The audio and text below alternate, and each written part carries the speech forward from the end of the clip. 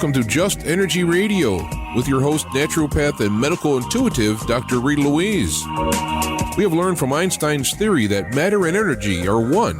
Physicists believe that all systems in nature have their own particular way of vibrating.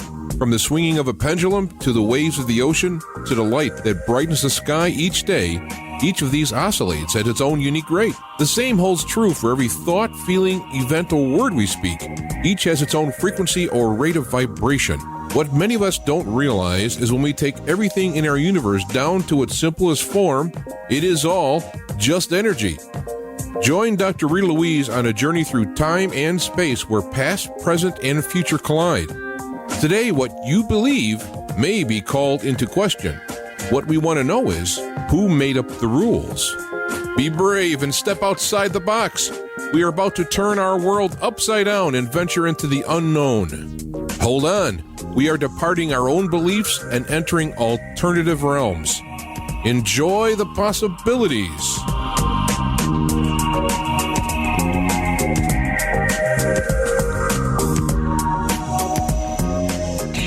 And welcome to Just Energy Radio. I'm your host, Dr. Rita Louise, and thank you all for tuning into the show today. Just Energy Radio is brought to you by soulhealer.com, where you can find out about all the products and services I offer, including medical intuition evaluations, energy healings, and psychic readings. So if there's stuff going on in your life, if there's a problem with your health, maybe there's some challenges going on in your relationship space, or you hate your job and you're looking to move on to something else, give me a call. We can set up a time for a one-on-one consultation by phone or by Skype. It's also brought to you by the Institute of Applied Energetics. That's www.appliedenergeticsinstitute.com, where you can jumpstart your intuition today by downloading their free 50-page guide. If you haven't gotten a copy of my new book, E.T. Chronicles, it's still available on Amazon.com, waiting for you, or actually at the bookstore near you, or my new movie, Icon, Deconstructing the Archetypes of Our Ancient. That obviously is still available on Amazon as a digital download, only $1.99. It's a bargain. I would say I would autograph it for you and send it to you, but it doesn't work that way. I don't know why. Anyway, we're going to have a great show tonight. We have a good friend of Just Energy Radio. We have Mike Bara coming on tonight talking to us about ancient aliens on Mars 2. I don't know. I guess we're going to find out about that. But let me tell you a little bit about Mike. Mike Bara is a New York Times bestselling author, lecturer, and TV personality.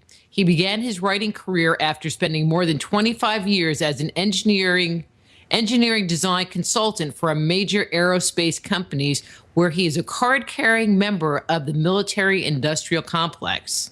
Tonight, he'll be building on his case made in Ancient Aliens on Mars 1, and using data acquired from sophisticated new scientific instruments like the Mars Odyssey THEMIS infrared imager. Mike is going to show us how regions of the Cydonia overlays a vast underground city filled with enormous structures and devices that still may be operating.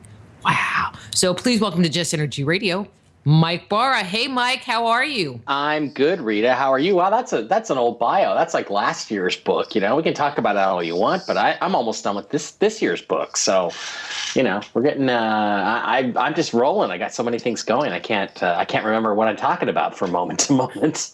Well, I think the last time you were on the show, we were talking about Ancient Aliens on Mars 1, and the new book was coming out like the next week. It was like boom, boom. So because you were busy with your TV show and you didn't have time to come here and hang out with us. Yeah. So, well, but I got you now, and I'm waiting for the new book because you have another new book. I wish more women would say that about me. I've got you now. Why does Mike, I got you now. Yeah. February, I'm supposed to be very attractive this month, according to my numerology. So I got my eyes open for the next ex-Mrs. Bara that's going to come along. I can't remember what that post you had on Facebook was about Yeah. You and your friend hanging out with your ex-wives, or I don't remember. It was funny. Yeah, well, no, I have a friend named Francie Runmark. Actually, her name is Jill St. James. That's her pen name, and she's an amazing numerologist, and she's got me tagged for February being a great month for me to meet my next mate. So I kind of twisted it around into, meeting my next ex-wife is, I just got to get the house and the car that I'm going to give you after we break up all bought, and then we can go forward. We'll have to compare wars. We'll have to compare notes, because I'll give a presentation and I'll be saying, well, da da da da, and tell this story, but it'll be about an ex, and it's like, oh, but not the one I just told you about. It was a different one. A different ex, yes. It's like I've been married way too many times. It's just not even funny. Well, for me, it's just the once. But I'm looking forward to number 2. Isn't number 2 where I pick the really, really gorgeous young girl and marry her, and then that turns into a complete disaster? Isn't that the one you always talk about with the third wife who's the perfect one and age appropriate? I don't know. I'm ready to get going now. I don't know. I haven't really been attracted to some, young, sweet thing, just not my speed. Well, really, it's interesting, because that's interesting you would say that, because I kind of I've thought this through a bit. I mean, over the last, I've been divorced, 10 years now. And I've met a lot of girls, and some of them I was serious with, and I had a couple of fairly serious relationships, and the third one that I really wanted to be serious, that kind of was sometimes.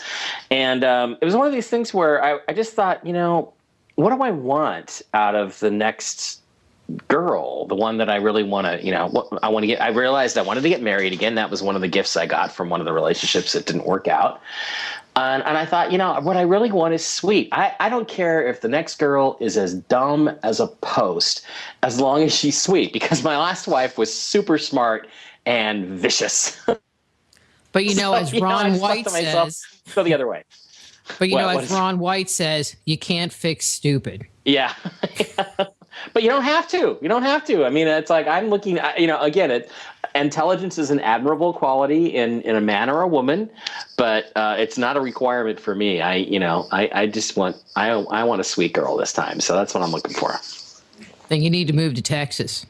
Maybe even Louisiana or Arkansas. I don't know. Oh, yeah. Well, unfortunately, it appears I'm moving towards L.A. instead. So I guess that's closer to Texas than Seattle, but they're not a whole lot, not a large supply of sweet ones in L.A., I don't think. Yeah, I don't think so either. Mike, let's talk about because you have ancient aliens on Mars, and then you have ancient aliens on Mars. Yeah. LL, whatever. Yeah.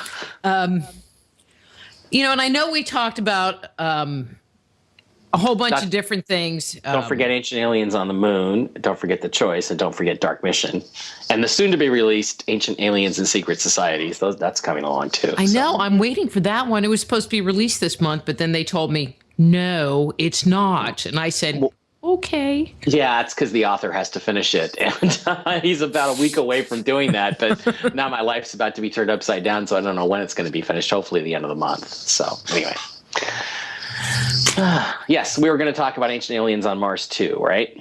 That's right. But let's start here. We're going to kind of backtrack on some information we covered in the last interview, just kind of general information.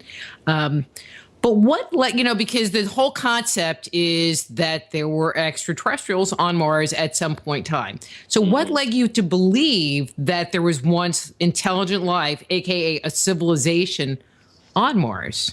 Well, for me, it's simply looking at all the pictures of the stuff that they left behind. I mean, the monuments, the pyramids, the landing strips, the machinery, the equipment, all the stuff that you can see from orbit as well as down on the ground. by the various rovers that have been traveling over Mars now for the better part of 10 years, and just taking all kinds of pictures of these things. I mean, really, if my background is mechanical engineering, and that's not architecture, but I know structure when I see it. And, I've just looked at many of these things on Mars that were first brought up in the 1970s as possibly being artificial. And the more you study them, the more you analyze them, the more you dig into them, the more clear it becomes, at least to my mind, that we're talking about artificial structures and not natural formations. And it's one of these things where you've got that long range sort of support. You got all these different images of Mars that show different things that, for a variety of reasons that we can talk about over the course of the next couple hours, verify that they're artificial. And then you have these rovers landing in different spots on Mars, but also driving around and taking images of all kinds of things that, to my eye, are equipment, mechanical devices. I mean, we found what look like cameras, what look like computer projectors, computer circuit boards that have been eroded, air conditioners, wrenches, clamps, gears, what looks like, metal cased objects with flywheel engine type intakes inside of them, just everything you can imagine from a mechanical engineering standpoint. Anything that you might see on an airplane or in the factory that built it, you can find on Mars, and you can find in these various rover pictures, whether it's Pathfinder, Spirit, Opportunity, or even now Curiosity. They're just all over the place. And so you've got multiple levels of confirmation. And just after 15, 20 years of looking at all this stuff very closely, I just, for me, it's a foregone conclusion that we're looking at extraterrestrial architecture. Well, and it sounds like these images are up close and personal. It's not like they are orbiting from space and taking high definition photos, but they're boom. Well, right actually, there. Some of them are. I mean, that's one of the things I covered in Ancient Aliens on Mars was the orbital images of objects like the face on Mars, the D&M pyramid, which is a five-sided pentagonal pyramid on Mars that actually has two separate axes of symmetry, which means that it's symmetrical about two different center lines.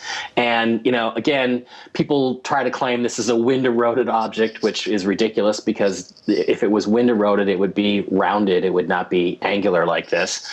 And it's in complete isolation, and you cannot find any naturally occurring pyramidal mountains on Earth or anywhere else that are in isolation and not part of a mountain range.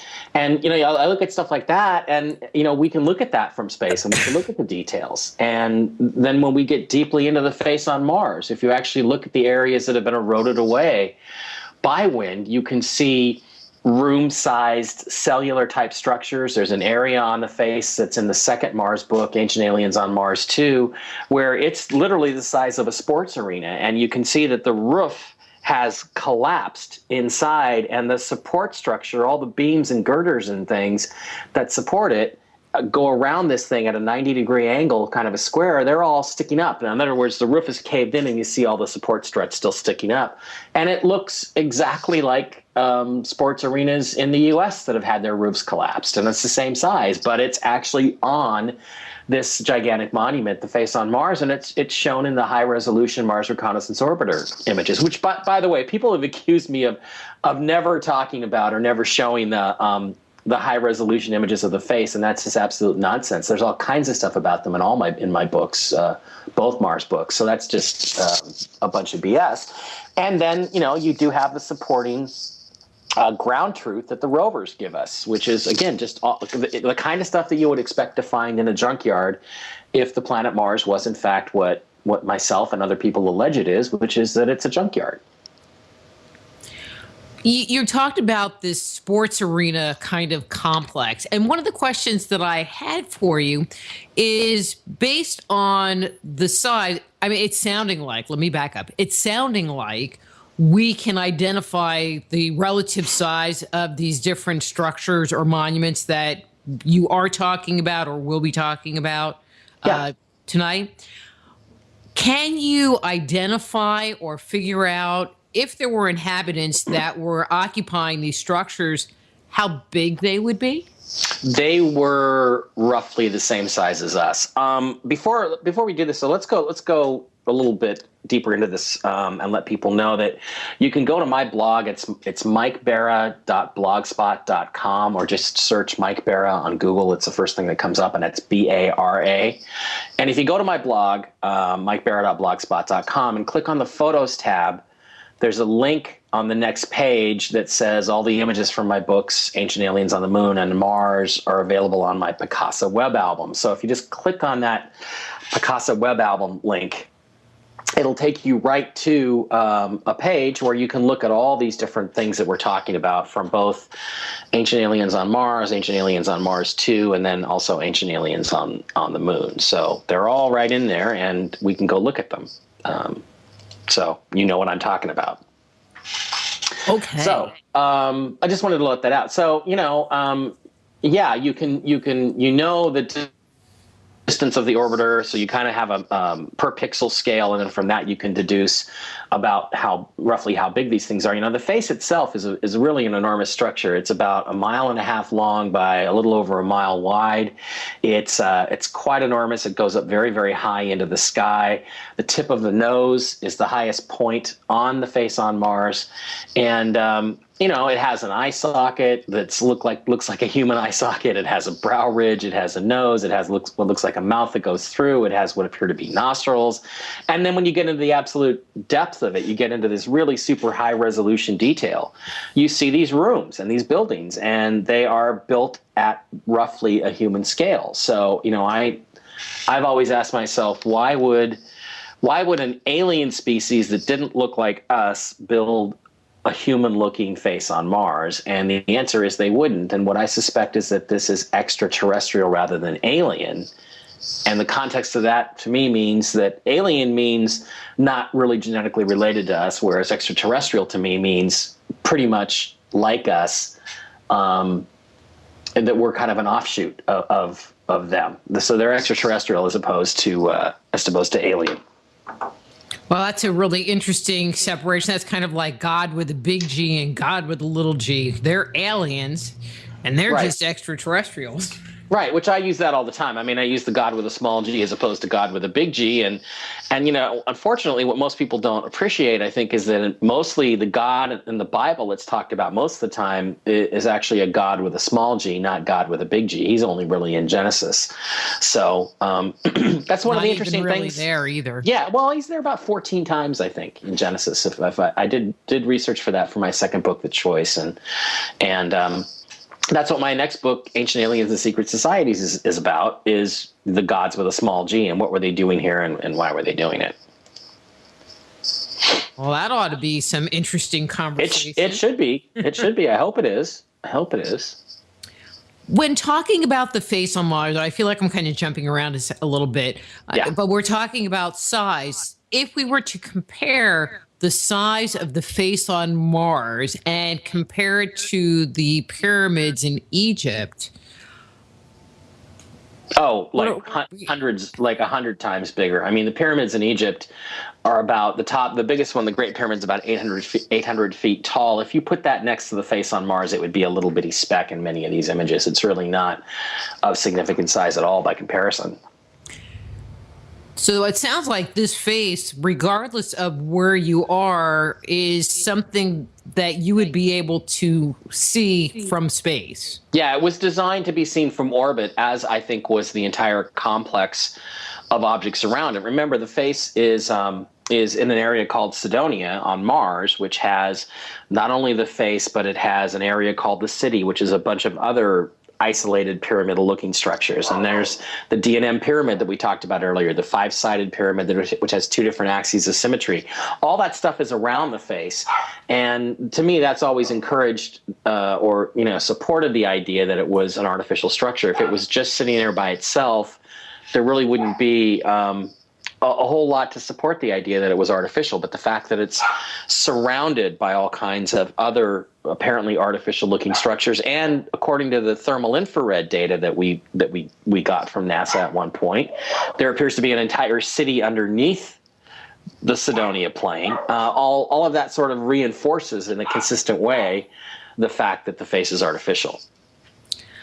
What I find interesting is that we have, kind of a parallel with the lines of Nazca, where it appears that they were designed to be seen from the air or space, or it is a feature that can be seen from orbit, just like the face on Mars. Yeah, although, it's a little different than Nazca in the sense that Nazca has these drawn out figures, these figures that have clearly been drawn in the sand. And, there are people that I talked about in Ancient Aliens on Mars too. There are people that do believe there's stuff like that on Mars, that there is a drawing of Nefertiti, for instance, that there's drawings of various birds and parrots and things like that. And, I kind of make the argument that I'd be more impressed by that if they were all together the way they are on Nazca. But the fact is that they're all spread out on a wide area. They're all over the place on Mars in different pictures. And I think that people are kind of lightening and darkening certain areas to make it look more like what they want it to look like than what it really is. In a lot of cases, I think that they're not really pictograms the way the Nazca lines are. So to me, it's a little different. Now, that doesn't mean, though, that it's really it's not valuable to actually look for stuff like that or consider that possibility, because one of the things that I do cover in Ancient Aliens on Mars 2 is the fact that these guys that are looking at this stuff and are writing about it, they've looked at dolphins and seahorses and Nefertiti and all this stuff. When you actually looked at study an area that they're calling the parrot, or what they think is a parrot, just north of that, is a city complex that was discovered by some other researchers whose name escapes me, and I apologize. But as I begin to study the so-called parrot image and looked at this city area, what I found was, I think, probably the most extraordinarily, obviously artificial city-like landscape that I've ever found on Mars. That is, I think I can make the strongest argument out of any of them that it's absolutely artificial. And it's just phenomenal what you see when you dig into that. So it kind of led me into studying this parrot city area, and really led to an amazing part of the book where I really go through a lot of the discovery process of this area, these sets of structures, make comparisons to Redondo, Hermosa beaches in Los Angeles and things like that, and really came away from it just absolutely with my jaw dropping at what I found. So, there is value in looking at that, although I don't necessarily agree with their interpretations of some of the objects that they point out. Well, and I think with many things we look at, and instead of just describing what we see, we try to interpret it and make it fit in our framework. But it's the same as our ancestors. They saw the lights in the sky and the chariots of the gods and tried to describe them best they could based on the information and technology they had of the day as well. Right. So what we call a PC board that's laying on the Martian landscape, might have been, I don't know what an ancient would have called it, a piece of wood. Yeah, they wouldn't, it's interesting because one of the things in the new book in Ancient Aliens and Secret Societies that I've been doing is I've been going back and reading a lot of Zecharia Sitchin's books and going through his research. And, they have sky chariots and they have celestial chariots and they have, what do they call them? Sky vehicles, and basically all these different things that when you read them, they clearly are descriptions of rocket ships, aircraft, helicopters, even tanks. There's just descriptions of different objects that you clearly can say, well, that's an ancient, Sumerian who had a fairly primitive way of looking at things, trying to describe something he doesn't really understand, or trying to describe a technology that he doesn't really understand. So, yeah, I would agree with you on that point. Mm-hmm. Do you think that there's people still there? Well, it's interesting. I'm looking at some of the images on my web album. I'm looking at this area that I call the industrial complex in Parrot City, and it looks like a processing plant of some kind for processing ore or something. And there's roads and bridges and houses and bunkers and what looks like a factory with tubes and different instruments and things on it, and vents, and I'm looking at this, and it's in a state of disrepair, but it's not horrifically so. In other words, it's not really, really old stuff. It's not desperately old. It might be only a few thousand or a few 100,000 years old. And it's quite extraordinary to me when I look at this, that it does look abandoned, but it doesn't look like it's been abandoned for very long. So it's hard for me to argue that there's nothing, in operation there anymore. Now, when you look at the thermal infrared images of the Cydonia region, right around the face and the D&M pyramid, and the stuff that we found that has to be under the ground there, if they're telling the truth about the capabilities of the thermal infrared camera on the Mars Odyssey spacecraft that took those images, then the only way we could be seeing that much reflectance and that much heat feedback to the camera is if the lights are still on down there. Now, that doesn't mean there's anybody there, but whoever was there apparently left and didn't turn off the lights, because it looks like there's still stuff going on there. And can you backtrack and explain what a thermal imaging camera would take a picture of? What is it collecting? What kind of data is it collecting to put into a visual image? Basically, heat signatures is what it's picking up. It's picking up heat signatures. And on a place like Mars, which is extremely cold at night, what you get is different materials retain heat differently. Metals retain heat differently than stone does. Stone does a better job of retaining heat. So you can make some deductions on what stuff is made of by the amount of heat you would expect them to have retained from the daytime. I mean, most people don't know that the temperature on Mars in the day can get up to about 65 degrees Fahrenheit. And if you were to lay on your back with a little oxygen mask, on Mars, there you could very comfortably do that. You could crawl around, you could sit there, you could do various things. You wouldn't necessarily want to stand up, because about 5 or 6 feet above the surface of Mars, it gets a whole lot colder. But within that very narrow biosphere, it's pretty warm. So there is heat there that can be retained by this stuff. And a thermal infrared imager like the Mars Odyssey THEMIS instrument can do that. And this is why back in the early 2000s, this was a really big deal for us. We really wanted to get our hands on a nighttime thermal infrared image of Cydonia, which we never really did. I mean, all they ever really released was a really terrible JPEG, very poor quality image that they claimed was nighttime, and which may or may not have been an actual nighttime image. But we did get a daytime thermal infrared image, or a series of images, a series of image strips. There were multiple problems with that, first of which was that NASA played a little bit of a game with us, and that they gave us the images, and they convinced a guy named Keith Laney, who was doing the thermal infrared imaging processing for us, to go download their data set. And then as soon as he did, they switched it with another data set, which had a bunch of noise induced into it,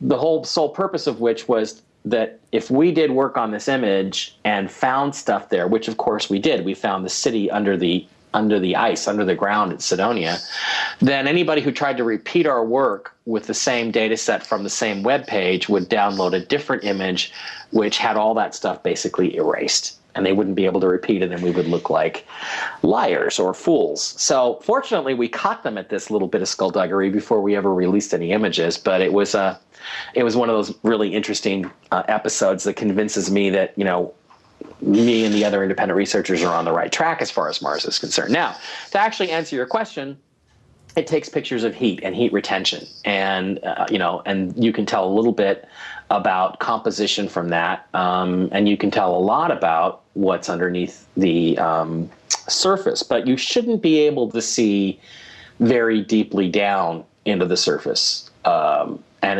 in these images, it seems like you can. So what I'm wondering is if the camera isn't a whole lot better than they've ever let us really see in the public images that have been released, and if NASA doesn't know a whole lot more about what's under the ground on Mars than they've ever told us. And if they do, then I would say that that's logically what we're seeing when we look at these images.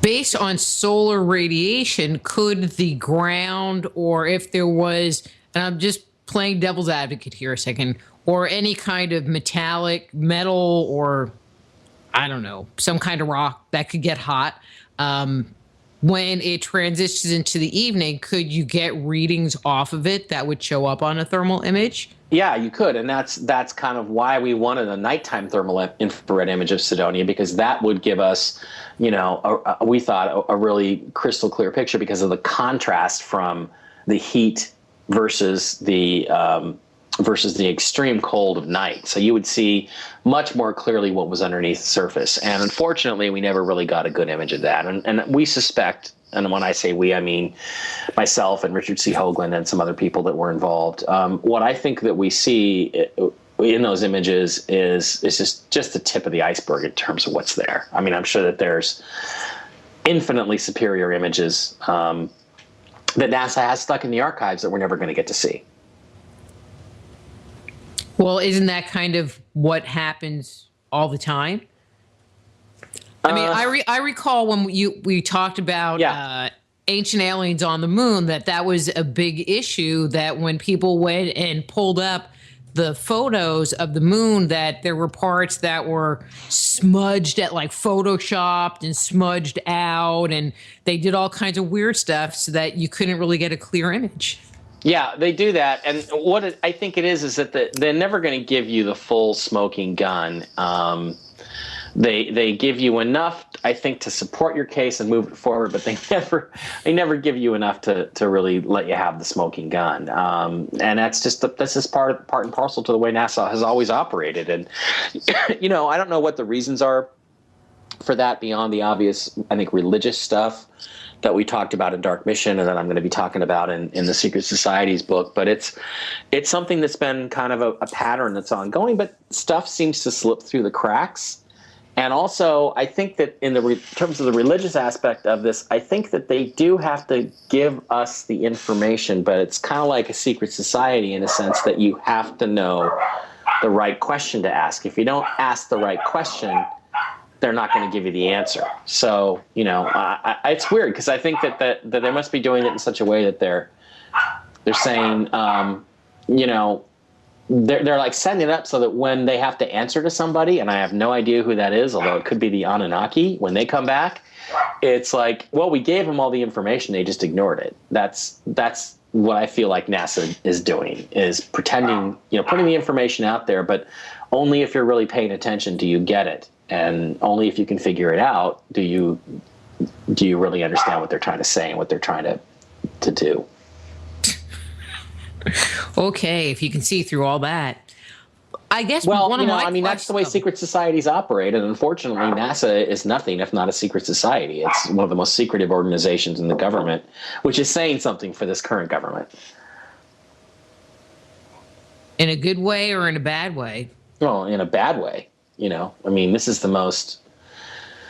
I just can't really see NASA being the most secretive organization. I'm sorry. Well, I'm sorry, but they have to be, because they're the ones that are taking pictures of things that would shatter the world's vision of itself. And so they very much have to be very secretive. And they are a compartmentalized Defense Department adjunct. They're not an independent science agency. People have that kind of mistaken belief as well. NASA is a Defense Department agency. So if military security and military secrecy isn't the highest level of secrecy that we have in our government, I don't know what is, and NASA's a part of that. Good point. I guess something that makes me wonder is why go to Mars? Why send the rovers? To me, it seems like we lost our interest in the moon. And, one of the prevailing theories is because they found stuff on the moon and they just didn't want to go there anymore because they didn't want to have to deal with it, or they were warned not to go there. I don't know, this whole big reason. But why Mars? Why is there this interest in Mars? Well, I think it's multi-leveled. One of the levels of it is that, Mars is named for Marduk, who was an ancient Anunnaki god with a small g, who apparently ruled over, Babylon, and also went to ancient Egypt a long time ago. So it's an area of symbolic interest. And also the fact that, can you hear that? Do I have to go shut this dog up? For everyone that's listening, that's Barkley. He just started up like right when I started talking, and I really want to scream and tell him to shut the hell up. He's a little bit wired. He's a little overly wired. He's about 2 feet long, but he thinks he's a much bigger dog. Hang on a second, okay? Can you just entertain the crowd for a little bit? I'll entertain him. I think that maybe Barkley needs to hang out with my chupacabra Bidsy. Maybe Barkley needs a tinfoil hat. Oh, wait a minute. I think he's calming down. I'd love to strangle him right now, but... See, really. I usually just pick Bitsy up and put her in my lap, or she used to sit on my desk. That's not going to happen with Barkley. He's just going to keep doing that.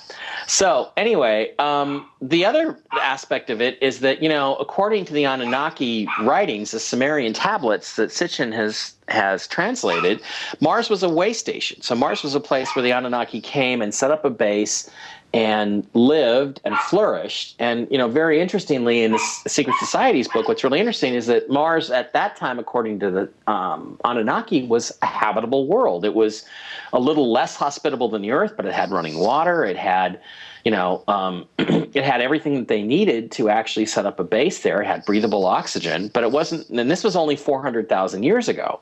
It wasn't until some bad stuff happened, where Nibiru made a pass very close to the asteroid belt and sent a bunch of rocks, in towards the Earth and created the basically the Great Deluge and devastated Mars, that it really became an inhospitable place. So I think what you're looking at is leftover Anunnaki technology. And the premise that I've always been operating from is that that the Sumerian gods, the Anunnaki, were here, that they did live, and that they did create a lot of the stuff that we see on the surface of Mars. In fact, one of the stories that came through in one of the translations was that they buried one of the Anunnaki kings, Alalu, who had rebelled against Anu, who was the king of the king of Nibiru and the god king of the Anunnaki, and that he ended up, after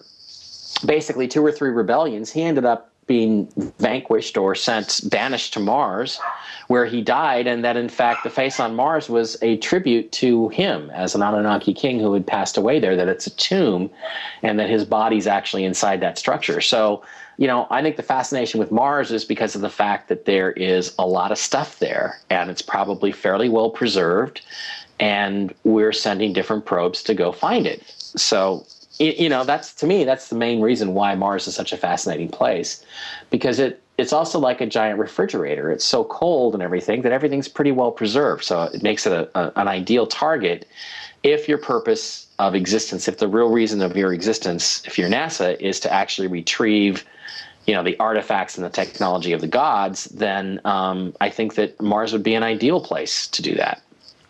So do you think that they are looking to find technology to get it and then back engineer it? Yeah, that's one possibility, although I suspect that they didn't have much luck with what they brought back from the moon, so that could have been a big problem. And, do we take a break at any point in the show, Rita? Because hang on. Hey, Joe, can we go to a quick break? We're going to go to a quick break, okay, Joe? Let's take a dog break here, and I'll go deal with my problem, all right? All right. I'm Dr. Rita Louise. We're here talking to Mike Bara about his book, Ancient Aliens on Mars 2. We're going to take a little puppy break, and we'll be back after these words from our sponsors.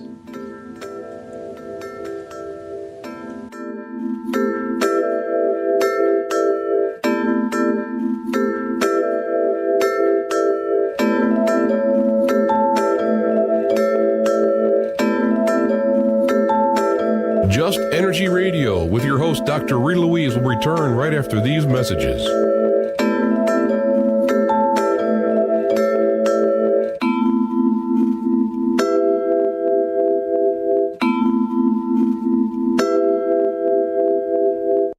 listening to IRN, the Inception Radio Network, Chicago, Illinois.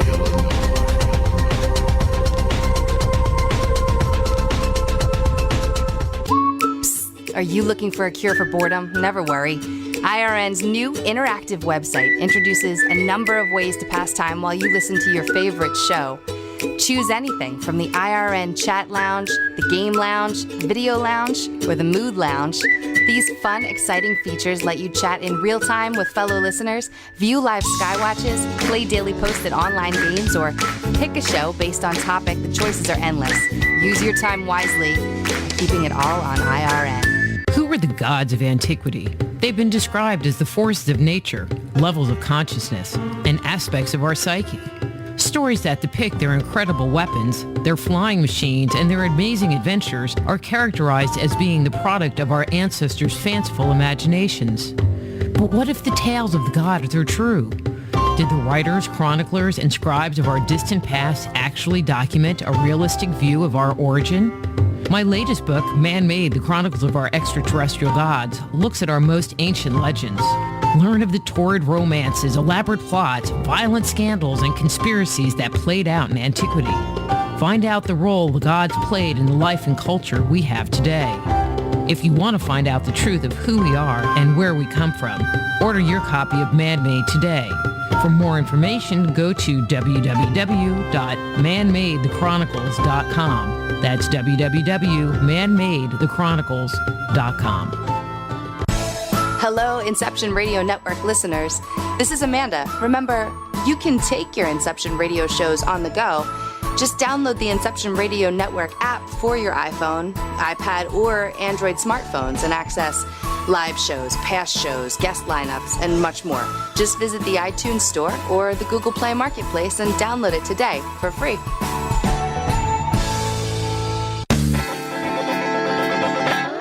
Move past the crossroads in your life and discover alternative solutions to your deepest concerns at soulhealer.com. So whether it's a physical problem, an emotional issue, a question about work, or troubles in your relationships, naturopath and medical intuitive Dr. Rita Louise can help you. Bring peace, harmony, and health back into your life. Schedule a session today. Visit soulhealer.com right away and live the life you've been dreaming of. You didn't forget what's coming up tonight, did you? Hi, Inception Radio Network listeners. This is Amanda. Never miss that interview you were looking forward to or the show on your favorite topic. Follow IRN on Twitter, I_R_N, and get reminders about the evening's live shows as well as fun and important updates throughout the week. That's I_R_N, and never miss a great show again.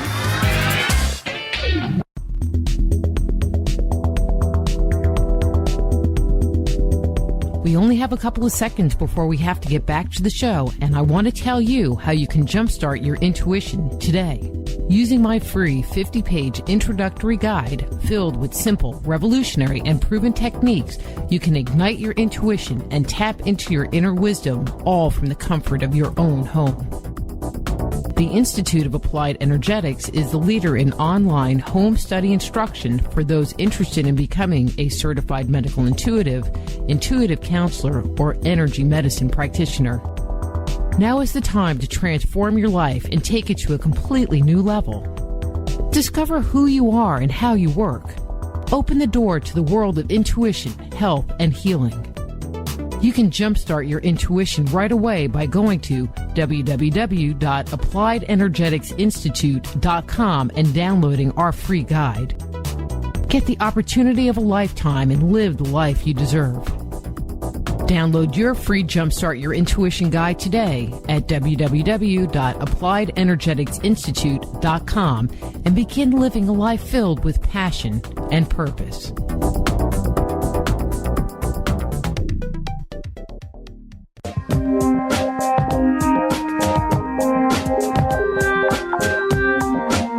And now back to Just Energy Radio with Dr. Rita Louise. And welcome back to Just Energy Radio. I'm your host, Dr. Rita Louise, and thank you all for staying tuned to the second part of the show. Anyway, We're here talking to Mike Bara about his book, Ancient Aliens on Mars 2. His webpage is mikebara.blogspot.com. Mike, before we took our Barkley break, Barkley and break. no, I did not strangle Barkley. I just fed him and put him in another room where hopefully he'll be a bit quieter. In the little comfy bed spot. Yeah. Yes. What we were talking about, why they're actually going to Mars and doing all of this research there, because it seems like there's just so much more interest on Mars than there was on the moon. I don't recall them sending so many rovers to the moon either. Well, no, they didn't, but we didn't really have the technology back in the 60s. I mean, we did send 12 men to the moon, which is a whole different thing. And really, I guess the rovers back then would be the car, the lunar rover, which was called a rover, that we sent there that allowed them, not the lunar, that allowed them to basically drive on the surface. So we examined the moon in fairly, significant detail, and we did it because we were, looking for specific things to bring back. I think proof of the ancient alien presence on the lunar surface, and I wouldn't say that we got done with it. I just think that most of what we found there was probably in real ruins, a really significant amount of decay because of the fact that it's so exposed there to, meteors and things, in spite of the meteor shield that's may or may not still be protecting the planet to some extent. Everything there was really beat up. And I suspect that Mars has been more of the focus because there's probably a better chance of finding stuff that's really well preserved there. Ah, good point. If you were to guess, would you say that the ages of what they're finding on the moon and on Mars are in relative close age proximity, or do you think that there is a time difference between the two? Well, I don't have a clue, but I will say that the stuff on the moon seems honestly a lot older than the stuff on Mars. And I think that again, the Anunnaki tablets, the Sumerian tablets, do say essentially that the Anunnaki didn't find the moon very hospitable, and they didn't spend much time there. And what that means then is that most of the stuff that is there is from some prior habitation of the moon, and who even knows who those people were that constructed all that stuff that's on the moon. So I suspect that there is a big age difference, but I couldn't prove it to save my life. Mm-hmm. Okay, but that's a good observation.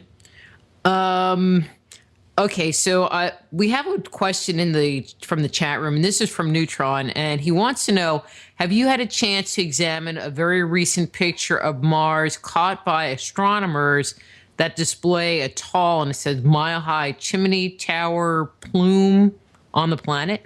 Yeah, I've seen a picture of this plume that was actually discovered by amateur astronomers and they take pictures of that were taking pictures of Mars, and I have seen that, and it looks to me there's only really two things that it could be, because the atmosphere is definitely pumped up there, it's bulging out, and either you've got some kind of volcanic activity, which seems unlikely because the planet is considered essentially volcanically dead, although that may be wrong. Or an asteroid or comet struck the planet and sent up a big, huge plume of dust. So either way, it's extremely interesting. The third and the most remote possibility is that somebody turned on the atmospheric repressurization machine and they're starting to pump out oxygen into the atmosphere or something. But that's I hate to say that's a possibility, but I think the most likely possibilities are either that we had a volcano belt something out, which would be unusual, or we actually had something strike the planet itself, which may not be bad news for the rest of us, because it may mean that we're moving into an area of space where there's a lot more debris coming our way. The people that lived on Mars, do you think they lived on the surface, or do you think they were primarily living underground?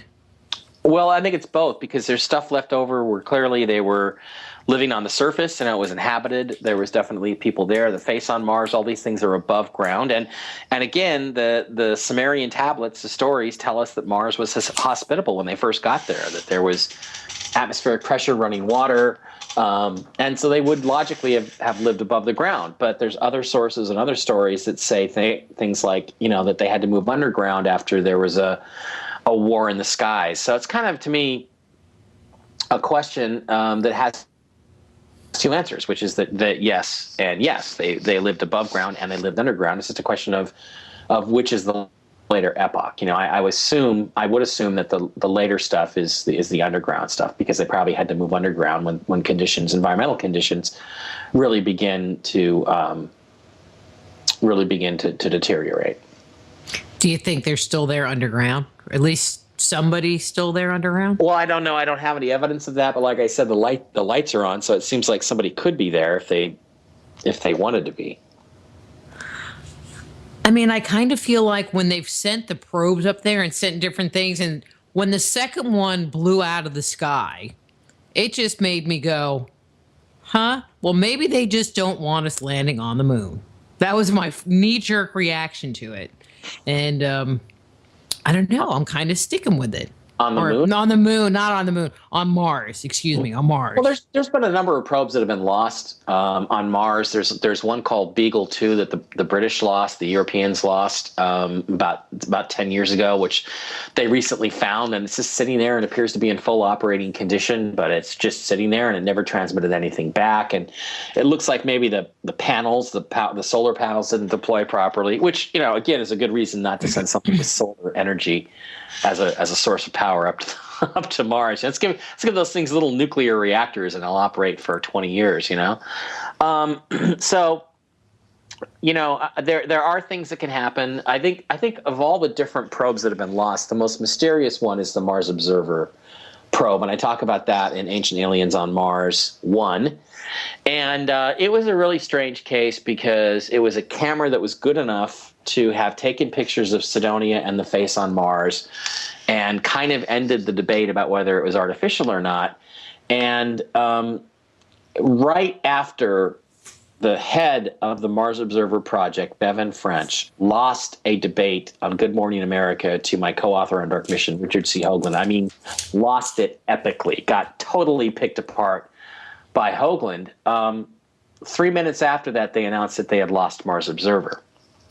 And in fact, they had actually lost contact with it 14 hours before. Now, I don't know why NASA would put a guy on national TV to debate the Cydonia and the face on Mars, and talk about the Mars Observer probe when they already knew that it was missing, and not mention it. And the only thing that I can make an obvious conclusion about is that they wanted to see if he could beat Hoagland in the debate. He got absolutely plastered by the Hoagie, and they then decided to take it dark. And, it would give them an opportunity to have taken really good pictures of Cydonia and the face and other areas of Mars that they were suspicious might be artificial, and do that all in secret for years, and then go back in 1998 and, put up essentially the Mars Global Surveyor, which was the replacement, using the same equipment, and know exactly how to take pictures of the thing to make it look as bad as possible, which is what they ultimately did. So,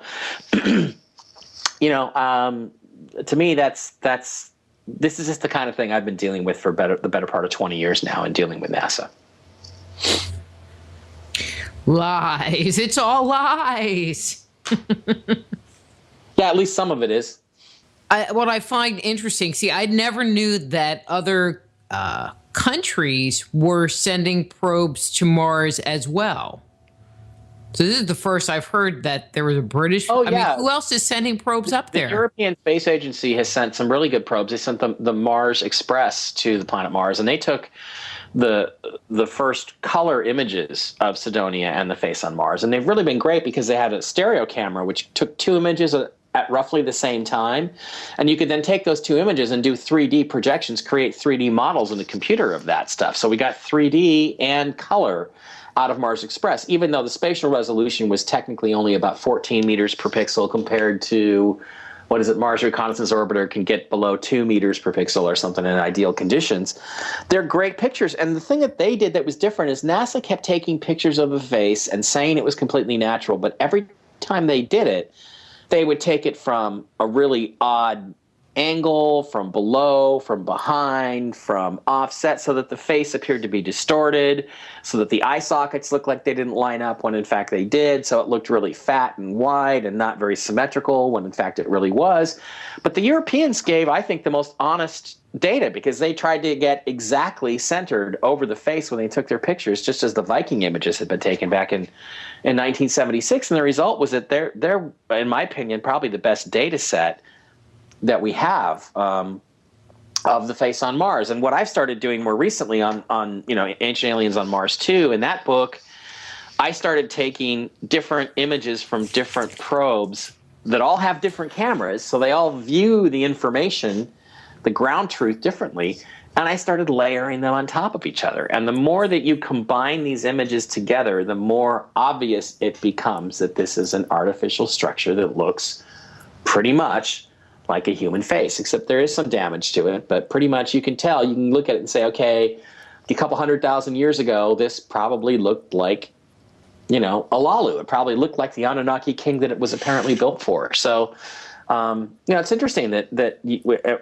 we have to go to Europe to be able to get a really good image, really high quality data set of the face on Mars, because the NASA probes just can't seem to hit the target properly. It's jittering.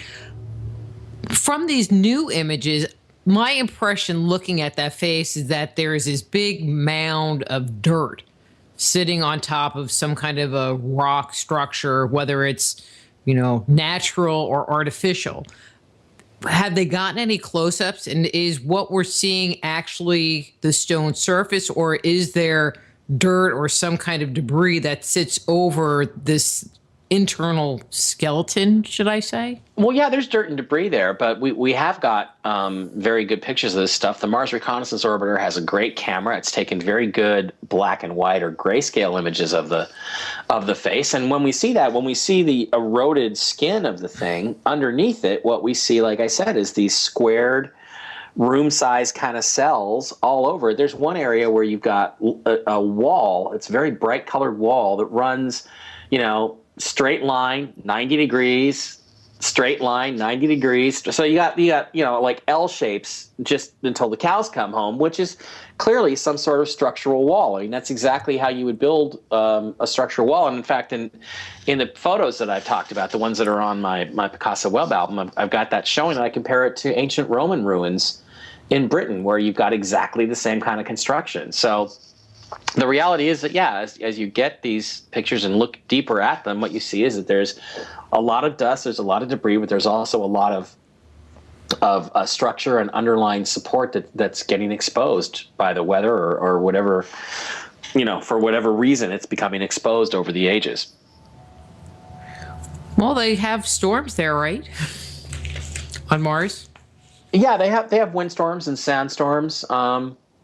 Although because the atmosphere is so thin, the wind has to blow really hard. But there is erosion there. There's just less erosion than there is on Earth. So, there could be any number of reasons why one side is more degraded than the other. But on the right side of the face that you would expect to be more degraded, that's where we see all this structural stuff sticking up through the dust and debris. And, the only way we're ever going to really know how it's constructed, what's really underneath it, is to actually go there and explore the thing. But it seems to be, for whatever reason, one of the areas that NASA just doesn't want to go to. So I'm upset by that. I don't like that. I would like to see us examine the face. I think that's one of the ongoing comments of, this is the one area on Mars that if there is going to be signs of life, this would be the area, or this would be the most reasonable place to start. Yeah. And they don't. I mean, it seems like they intentionally avoid it like the plague. Yeah, well, they do. And it's there is some rough ground at Cydonia. It wouldn't be the easiest landing to make, but I would definitely put a rover or two down there. And it's interesting from the standpoint of just geology, because even if you reject the notion that any of this stuff is artificial, which is really dumb, and I'd love to debate any JPL NASA guy on that any day of the week. even if you reject that message, though, what you find is that there is, if this is really geology, it's got to be the most geologically fascinating area of Mars, because it's on the shoreline, or at least on the shoreline of what they think was an ancient ocean. You've got all kinds of chaotic terrain there. You've got buried little pyramidal looking things. You've got these really interesting formations, these large mountains. And, I just don't know why you wouldn't look there, why it would be a great place to look for life. If there used to be an ocean there, then there might be microbial life under the ground that you could dig and search for life. So to me, it makes no sense that they keep going everywhere else except Cydonia to land one of these rovers. And, believe me, if I was president, we'd be going there. We'd be landing a rover there. And I think we'd put one on top of the place and one underneath, one right at the base of it, and drive around. It would be a really interesting exploration. But of course, the explorations are not honest. I mean, if you look at the rover images, they are by an order of magnitude worse than the ground pictures that we took back in 1976 with the first two Viking landers. I mean, if you look at their images of the surface of Mars, they're way better. Yeah, you would think, looking at the Pathfinder images from 1997, you would think that in the ensuing 20 years, NASA camera technology declined in quality by about a factor of 90. I mean, 90 out of 100. It's amazing how terrible the images are. And conveniently, all of the really interesting looking objects on the surface of Mars near the Pathfinder lander, objects that appear to be mechanical in nature, they always seem to be the ones that have the biggest data errors and stuff, and blockouts and wallpaper. It looks like there's even one structure it looks like a metal cased object. They just basically wallpapered right over it. So it's stunning to me how poor the quality cameras are on these probes. And of course the reality is budget they're not that cuts. poor. Well, they're Budget not that cuts. they're not that poor. They're really in good really are good in good condition. But it's like, but I mean, that doesn't make any sense from a logical point of view. No. It doesn't make any sense. They're sending these things up at taxpayers' dollars to investigate and take pictures and, I don't know, do soil samples. I don't know what they're testing all up there. Well, they haven't done soil samples since 1976, but yeah, not really. Okay, well, whatever Not they're for doing life, up anyway. there. Okay, so they're just driving around taking pictures. You would think they'd send a good camera. I mean, really. Well, you would. And in fact, on some of the new rovers, they've got about 5 cameras. They've got nav cams, they've got has cams, they've got, mast cam. They've just got all kinds of stuff. They got cameras all over the things, and yet they still not seem to be able to take a good picture. They look like good pictures. You look at them and are like, wow, that looks like a piston head. I'm going to zoom up on that and take a good close. And when you zoom up, they're just full of JPEG artifacts. It's impossible to work with them. And, look, let's be honest. The reality is that behind the scenes at JPL, on their computers, they've got the real stuff. They've got the really good, high quality stuff that we know exists. In fact, that reminds me of a funny story. I was at the Jet Propulsion Laboratory or near there in Pasadena with Hoagland on a presentation that he did. And apparently during one of the breaks, a guy came up to him with Mars Pathfinder photographs. And they were according to Richard, about 100 times better than what was actually posted on the web. And he was looking at them going, wow, this is astonishing. I mean, that looks fantastic. And the JPL scientist guy even said, yeah, we were wondering when you were going to spot this one. We had a pool going on when you were going to spot this one. And Richard was like, oh my God, that's fantastic. And the guy said, oh, wait a minute. I can't give these to you yet. I have to block out my employee number, because every photo that was taken out of there, every printed photo, had a stamp on the back of it with who checked it out. And so Richard said, okay, and he gave him back to the guy with a marker, assuming he was going to, blot it, and the guy was gone. The guy left. But Richard swears up and down that he saw it, and he saw the pictures, and he knows that the cameras on Pathfinder were, again, an order of magnitude better than the stuff that they've posted on the web. So the question is, what deep down in the files, how many amazing things are there for us to see from these rovers? I suspect quite a bit. And if there wasn't anything there, then why would they care? And why wouldn't they make that material available?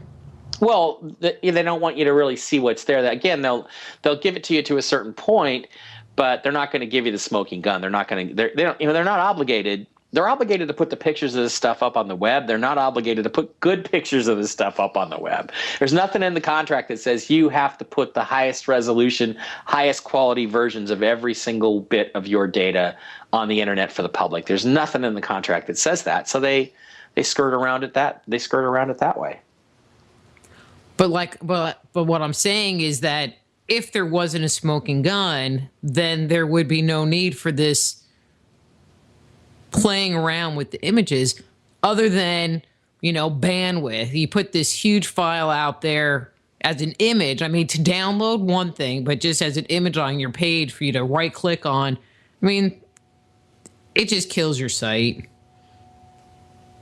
But well, they're the government. They should have computers and servers that can handle that. I'm sure that's not the reason that they haven't put the high resolution. They put plenty of very high resolution stuff out there. The problem is it should all look better than it actually does.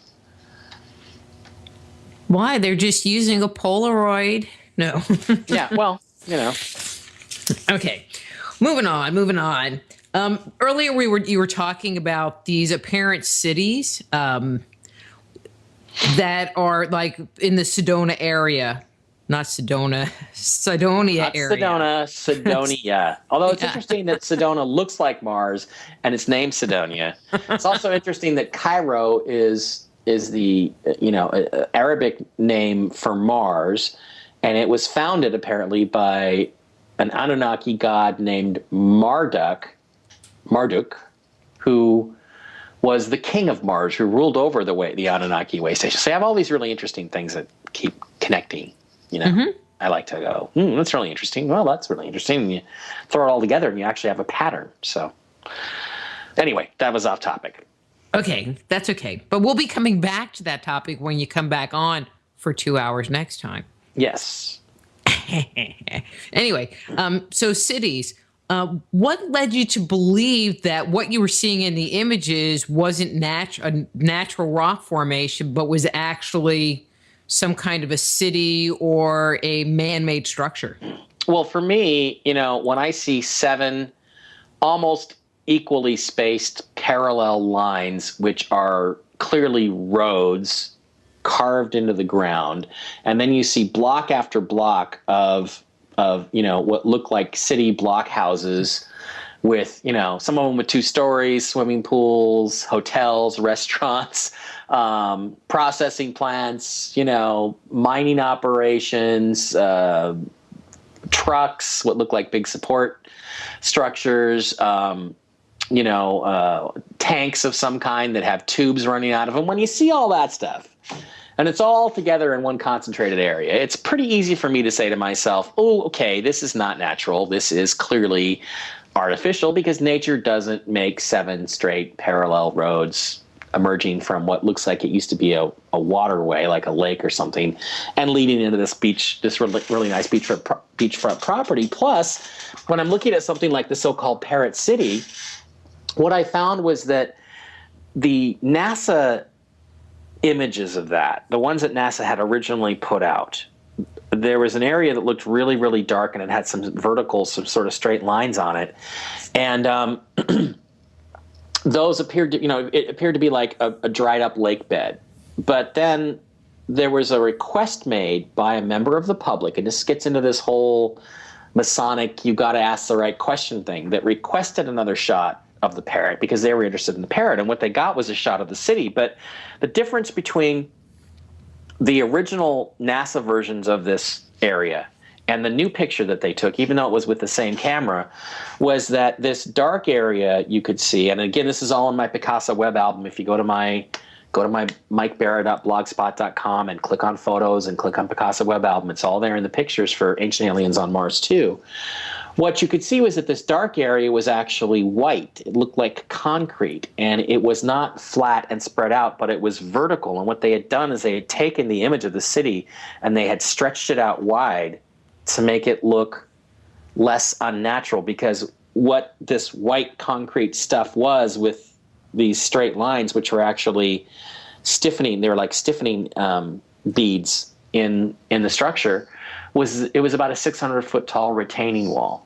and nature just doesn't make 600-foot tall vertical retaining walls like it did around this city. So I looked at that and I went, well, that's artificial. So for me, it's pretty easy when I see stuff like that. I get, stunned by it, and my jaw drops on the ground, and then I say, I can't wait to start showing people these pictures. Okay, another question from the chat room. Neutron, you're coming up with good ones tonight. Question, does Mike support the rumor that China's recent rover landing on the moon, which soon deliberately went black on its video feed, is now being used to pressure the USA to have the President Trans-Pacific Treaty talks go their way? Well, it's a possibility. I didn't believe this crap when I first heard it, but then my brother's ex-wife actually works as an importer, and she sent us some images of what's going on right now. And the fact is, I didn't realize this because you don't hear about it on the news, but there's basically been a strike at all the docks where they're not nothing is coming into the West Coast. There's dozens and dozens of ships out there, off the coast that are ready to unload their stuff, and it's not being unloaded. And the rumor around town is that, the Chinese are creating pressure. So another way that they might be creating pressure to get this agreement, pushed through, is by saying, look at what we took a picture of. And if you don't agree to this, guess what we're going to do? We're going to show it to people. So to me, it's a possibility. I wouldn't 3 or 4 days ago, I would not have considered that as a possibility, but I do now because of what I just found out today, which is that there's something going on, and there's pressure being applied politically on the U.S. to do something. The question is, what is it that they're trying to get the U.S. to do? I'm not really clear about that, but it may have something to do with this Pan-Pacific Treaty. But see, that's really interesting, and this is totally off topic. I have a friend who drives truck and picks up cargo in Chicago and then delivers it, and this stuff all comes right off the boat, and then they transport it to where he is, and then he takes it to a local because it comes by train. And he was saying that it was more of a Teamster labor issue going on, and that's why those boats were backing up, because they wouldn't offload them. So is it the government, our government saying, well, we're not going to take your stuff, China, ha, ha, ha? Or is China saying, well, we're just going to bring it by the port, but we're really not going to bring it into port? Well, China owns a lot of these ports now. I believe they own the port of Long Beach. I think they own the port of Los Angeles. They've been buying up these things. So if they've bought up more of these than we actually realize, and they're controlling them, they could basically just be saying this is shut down. And of course, the Teamsters are always a great excuse for this. But, to me, as I look at it, there's some big geopolitical games going on right now. The question is, by who and for what reason, and what are they trying to pressure the U.S. into doing? And what is the U.S. holding back on? That's my question. What is it we're refusing to do? And I think that what was his name again? The guy in the chat room? Neutron. And a Neutron's question is one that I have a different answer to than I would have 2 or 3 days ago. Once I realized, wow, there's a bunch of stuff out there in the ocean just kind of sitting there waiting to be brought into port, and I'm beginning to wonder, can I go to the store and pick up some Twinkies on Thursday, or are they all going to be gone? I hope not. I don't know. Are they made in China? Well, no, but they have to be shipped in, so. Anyway. You can't buy them if they're not shipped in. But if nothing's made in the United States, so obviously it has to be shipped in. So. Yeah. Is anything made in the U.S. anymore? I mean, we make garbage. We do that good. Yeah. Well, there's reasons for that, which we won't get into because this is not a political show, is it, Rita? Well, I try to stay out of that area, but every so often it just, pops up. Well, they do overlap. I mean, come on. They do overlap. They do. I mean, especially when you're talking about things that are not being revealed, like images from the moon, images from Mars, information about UFOs that have interacted on the planet, stuff that you hear that the Smithsonian picked up at some point in time and now it's gone. Yeah. It's not political, but it's political. Well, again, I would recommend everybody who's a conspiracy theorist to any degree at all go see the film Jupiter Ascending, because in spite of the horrible reviews, which are completely unjustified, it's a very interesting movie, and it's trying to send you a message that everything that goes on ultimately is commercial. All the everything that you see happening in public, there's some sort of commercial interest behind that, and it even basically says the universe operates on commercial capitalist principles. And the human race in the movie are a product that needs to be used, harvested by the aliens, or they're not really aliens, they're humans, to survive. And it's like, I think if you're into this stuff and you really want to understand where it all comes from, I would say go see the movie, because it's like the Wachowski brothers are trying to wake you up. They tried in The Matrix to tell you that a lot of what you see is fake, and that was a metaphor for the financial system. And this is like right in your face. This is the way things work, and you got to bring something to the table. So it's pretty interesting stuff. I just thought I would tell people that. Jupiter Rising, huh? Jupiter Ascending. Ascending. I'm gonna have to. And Jupiter is Mila Kunis, who is always nice to look at in the movie. Even though I think she might have Botoxed a little, over Botoxed her forehead, because one of her eyes is kind of drooping now. I hadn't noticed that before. So anyway. Okay, now we're really, now maybe we're you way can off topic. send out some good February mojo vibes to her, Yeah, let's just tell her to, because that can happen if you, not that I would know, but if you take a shot of Botox too close to your eye, your eyelid can droop because the muscles go dormant. So I don't know. I was just trying to figure that out. I'm like, wow, what's going on with her eye? Remember when Katie Holmes had the whole Bell's palsy thing in Batman, and nobody could figure out why she looked different? And you don't remember that, do you? Okay, all right. Well. Okay, we're just moving along. Anyway, even though I did see all the Batman movies, but anyway. Okay, so we were talking about these cities. How many cities do you think there are? How many individual locations have you discovered? Well, I've seen at least 3 or 4. I mean, there's the area of Cydonia. There's this Parrot City area, which is on the in the southern hemisphere. There's an area called the Inca City, which was first discovered in the 1960s in the Mariner probes, and was called a city. That's what the NASA guys nicknamed it. That looks an awful lot like buried ruins do on Earth. Buried ruins of in Iraq and Kazakhstan, and that's a place, an area that I cover in the Mars books that I think is of really great interest. And then there's another area in Hydaspes Chaos, which is a chaotic area that the Russians in 1989 came out and said, this is a city, this is a buried city. This looks exactly like LA would look from the sky in an infrared image, and made quite a big deal out of it. And then NASA went back and rephotographed it. And, you look at the photographs, and sure enough, it sure does look like a series of buried structures with very regular streets running at 90-degree angles through it, which is usually a giveaway that it's that you're looking at something artificial. Although it's not proof, it is an indication. So I've got 4 or 5 places that I can't wait to look at. Not to mention Phobos, the moon of Mars, which is really an asteroid that again has this sort of mesh grid pattern on it that. It may itself be, formerly inhabited. So, and we're going to come to that because I have a whole bunch of questions about that. Okay, a whole bunch. Okay. Yeah, I am like so extra prepared for you tonight, Mike. So extra prepared. So, okay, but now you totally made me lose my thought. Okay. Well, that's why you have your questions written down, isn't it? I know, but see that there's the question, but then there's the follow-up question, and see, I need to not pay attention to the chat room because I didn't write my follow-up question down. And then we were talking about Botox, and that really threw me off. With the number of cities that you have identified, and I'm going to make the assumption that there are probably more. Yeah, I'm just going to make that general assumption. About how many people would you guesstimate, would either live in one of these cities, or could you give it a comparison size, like it would be parallel to the number of people that live in Washington, D.C. or live in Podunkville, USA? I mean, what are we talking about size-wise?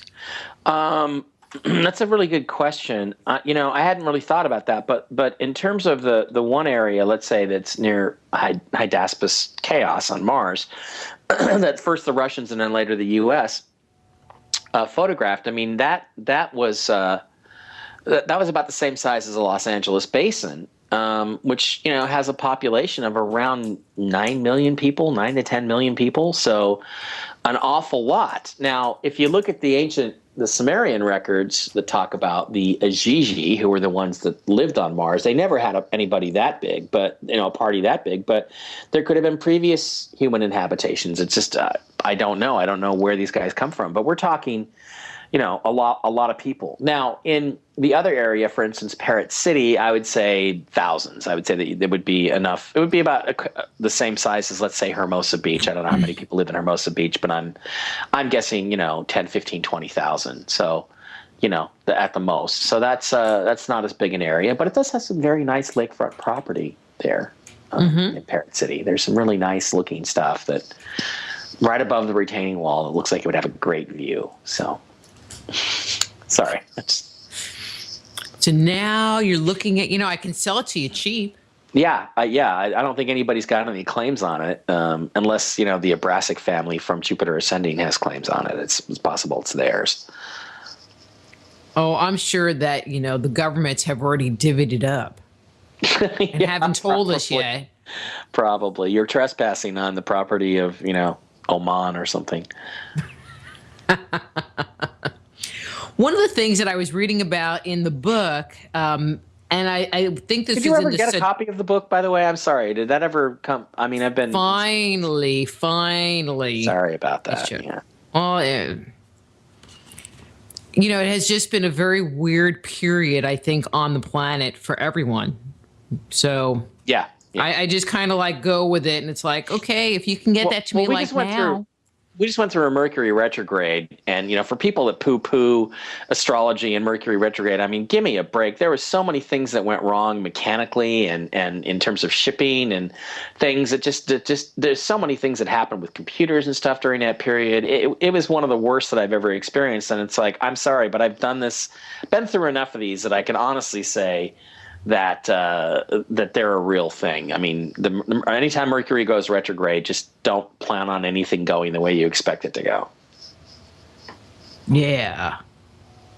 Okay, so back to the book. And yes, I did get a copy, which is why I'm actually prepared. One of the things you talk about, and which, I was kind of going through it, and I flipped the page, and it just totally caught my eye, was this skull-shaped structure that I think was in Cydonia area. Yeah, it's not in Cydonia. It's near where one of the I think Spirit or Opportunity rovers took that picture. But yeah, that's cool.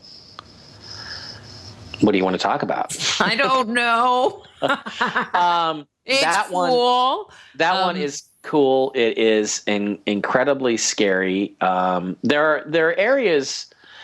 As the rovers were covering Mars, it took pictures of things that looked like dinosaur skulls. They're very, very similar to dinosaur fossils from Earth. They're kind of grouped together. And then Joseph Skipper, I believe, is the guy who discovered this. He came across this object that is quite clearly not a rock, for those of you who don't know. And again, this is on my my Picasso Web album and the Ancient Aliens on Mars 2 pictures. And from a distance, it looks like there's a little mound there, like maybe the body's partially buried, but this is the skull. And it looks like a human skull to a certain extent, but there's these massive jowls on the left and right side, kind of tubular jowls, almost like a stormtrooper's helmet from Star Wars or something. And when you zoom up close on it, it has 2 eye sockets. It has bone in between the eye sockets. It has what appears to be a nose with a couple of nostrils, these heavy jowls, and then there's these deep indentations on the skull, which if this head was really a massive bony head and had to be supported by a humanoid-sized body, and this is the size of a human skull, it would need really deep-set bone structures in order for the tendons and the muscles to attach properly to the skull in order for it to move. And when you look at it, that's exactly what it has, is these really, really deep indentations. And, they've never gotten another picture of this thing. Spirit or Opportunity, whoever took the image, I think it was Spirit, I want to say, has long since moved on, and we've never seen any other pictures of it. Although I suspect the guys at NASA have some really good and probably really scary pictures of it. All I can say is this is not a dude you would want to meet in a dark alley some night. This is what his head looked like. He was one scary guy.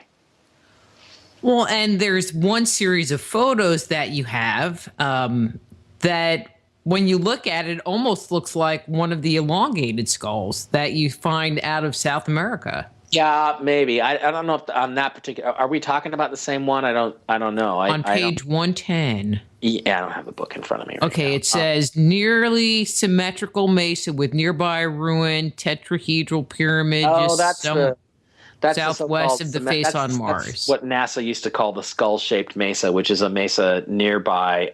It is a mesa that may have some natural formation, but if you draw a line through it through the so-called skull area, it does look kind of like a human skull, kind of like an elongated skull, but it's a very large land formation near the face on Mars. But it's the thing about that is that if you draw the line through it vertically instead of horizontally, for symmetry, you can see that it's eroded symmetrically. And things that erode symmetrically used to be symmetrical, and nature does not make symmetry except in really rare circumstances, especially on that scale. So what I think is that is something that's probably an eroded artificial structure of some kind made by whoever made the face on Mars and the rest of that stuff there. So this one is actually by Cydonia. Yeah, Cydonia. Yeah, very near it. But see, I think that's really interesting because that's yet another face-like artifact. Oh, but that's Skeletor. That's just what they call pareidolia. You're just seeing faces. It's not like they're really there. I don't know. I flipped the page and I'm like, wait, there's a skeleton. And then I read the text. It was. Yeah, I was being sarcastic. It's not all in your head. There's all kinds of these facial structures all over the Martian surface, and of varying sizes and scales. But there's also apparently some real skulls, which is the one I talked about earlier. Okay. So, and so the real skull that you were talking about, how big is it? I mean, is it giant skull or is it human? It's the size of a human. It's about the size of a human head from the distance and scale of the camera. Yeah, it's maybe a little bigger. But a guy who's 7 or 8 feet tall. I mean, we're talking Shaq size. I mean, look, to you and me, Shaquille O'Neal's a giant, right? I mean, he's a big dude. That doesn't mean that he's necessarily. He doesn't seem like he's very nice either. No, he doesn't. I hear he sweats a lot too, from what I hear. So, Maureen Ellsbury told me that. Anyway. No, I didn't mean it that way. Sorry. That's a long. Just does not go there. Yeah, let's just not go there. Because I just don't want them going, hey, this is what he said. See, now I'm like looking for that other head, but I think I've seen the picture. Yeah, for the record, I did not say that Maureen slept with Shaq. Okay, I'm not saying that, just for the record. And her last name is? No. What's her email? Yeah. What's her email address? Some people know who she is. She was on Uncovering Aliens with me. She was my co-star on Uncovering Aliens. So I know, but you didn't invite me on the show. So well, we didn't get enough episodes. We wanted more, but they were just not a very. I don't know. As a network, they just kind of. I don't know. They didn't. The guys who were supporting the show left the network, and it's just one of those stories. One of those Hollywood stories where you end up disappointed. Something could have been great. Kind of like Star Trek, it got stopped before its time. It should have kept going for several more years, and it did. But just think, it's been in reruns for 40 years. Well, so have we. I mean, we just on Valentine's Day, they had 8 hours of Uncovering Aliens. They repeated the 4 episodes over and over and over again. There's actually enough there to cut like 6 episodes. They only ever cut 4, but they repeated them in a big marathon on Valentine's Day. And I'm like, I don't know if I should be flattered or not. They did put us in prime time, but maybe they put us in prime time, in a week where a weekend on where they figured nobody'd be there. They figured nobody'd be watching, but I don't know. I don't know what the ratings were for that particular showing, but it was kind of flattering. They're still showing it. But that is good, and I don't think it's hit Netflix.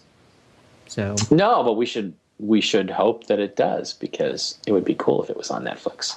then I'll actually watch it.